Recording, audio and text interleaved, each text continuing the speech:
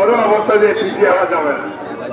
যদি আমরা এইবার খোদা রাস্তা আমাদের ভোটের জন্য আমরা ফোন করি, আমরা চিরদিনের জন্য জাহান্নামে চলে যাবো। জাহান্নামে যাইতে আমরা যাবো না। আমরা লড়াইয়ের মধ্যে দিয়ে হইল এই দেশে গণতন্ত্র কায়েম করবো, ইনশাল্লাহ আইনের শাসন মানুষের অধিকার দিয়েছে।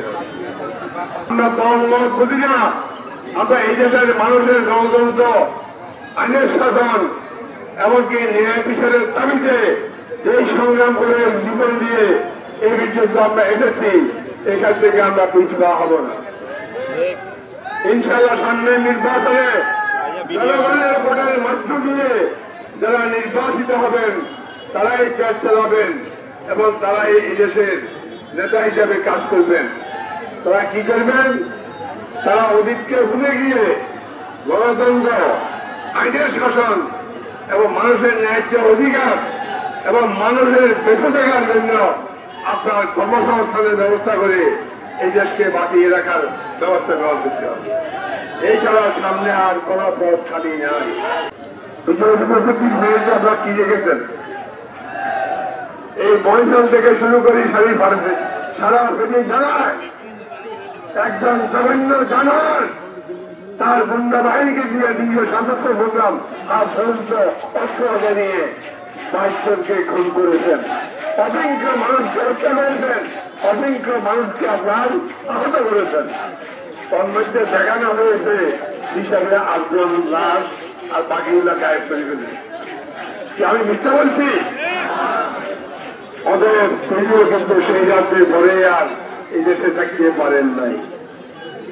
সুতরাং এখান থেকে আমাদের শিক্ষা নিতে হবে, পৃথিবীর কোন জানোয়ার জালেম খুনি রক্ষা পাবে না আমাদের তত্ত্বাবধায়ক সরকার।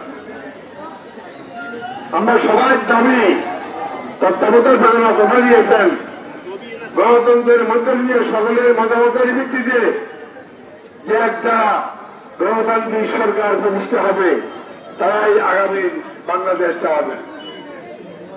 এটা আমরা অত্যন্ত খুশি। আমরা তাদেরকে সহযোগিতা করতে প্রস্তুত, কিন্তু এই জীবনকে কিছু কিছু ষড়যন্ত্র শুরু হয়ে গেছে, যাতে করে এই সরকারকে কোন রকমে আপনার এলোমেলো করে শেষ করে দেওয়া যায়। আপনার আগামী ফেব্রুয়ারির দিকে নির্বাচন হওয়ার সম্ভাবনা বেশি। তত্ত্বাবধায়ক সরকার ঘোষণা দিয়েছেন, নির্বাচন থেকে তৈরি হয়ে যান। যে যেখানে আছেন ঘরে ঘরে বিএনপি দুর্গ গড়ে তুলুন। মা বোনদেরকে নিয়ে নির্বাচনে এসে প্রচুর পরিমাণ ভোট দিয়ে ইনশাল্লাহ গণতান্ত্রিক সরকার প্রতিষ্ঠা করুন। যে সরকার এই দেশকে উন্নয়নের শীর্ষ দরজায় নিয়ে যেতে পারবে। প্রিয় ভাইয়েরা, আবার আমি আমার বক্তব্য দীর্ঘায়িত করব। আমি আপনাদের সাথে ছিলাম চিরদিন। এই যুদ্ধ করি, রক্ত দিয়ে রেশনিং করেছি। এর পরবর্তী হইতে সারা জীবন যুদ্ধ করেছি। এই শেখ হাসিনার আমলে আমার বাড়ি ঘর কিছুই রাখে নাই, আপনারা জানেন, দেখেছেন পত্রিকায়। আমি পলাতক অবস্থায় ছিলাম। সুতরাং তারপরেও ইনশাল্লাহ যতক্ষণ বাঁচি আছি এই লড়াইয়ের ময়দানে আপনাদের সাথে থেকে গণতন্ত্র পুনরুদ্ধারের জন্য যা দরকার আমি তাই করে যাবো। কোথায় যাব।